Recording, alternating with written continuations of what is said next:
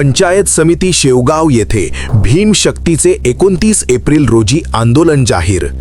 शेवगाव भीमशक्ती संघटनेच्या वतीने दिनांक 29 एप्रिल 2026 रोजी पंचायत समिती शेवगाव येथे विविध मागण्यांसाठी आंदोलन करण्याचा इशारा देण्यात आला आहे।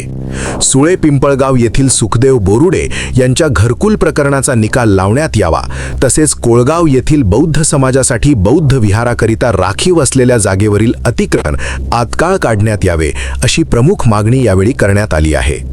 यासोबतच शेवगाव येथील बाळासाहेब ठाकरे आपला दवाखाना या योजनेअंतर्गत सुरू असलेल्या कामकाजाची सखोल चौकशी करण्यात यावी, अशी ही मागणी भीमशक्तीच्या वतीने करण्यात आली आहे। भीमशक्तीचे राज्य सरचिटणीस चंद्रकांत कर्डक यांनी दिलेल्या माहितीनुसार वरील सर्व मागण्यांसाठी 29 एप्रिल रोजी पंचायत समिती कार्यालयासमोर आंदोलन करण्यात येणार आहे। प्रशासनाने वेळेत योग्य ती कारवाई न केल्यास आंदोलन तीव्र करण्याचा इशाराही यावेळी देण्यात आला आहे।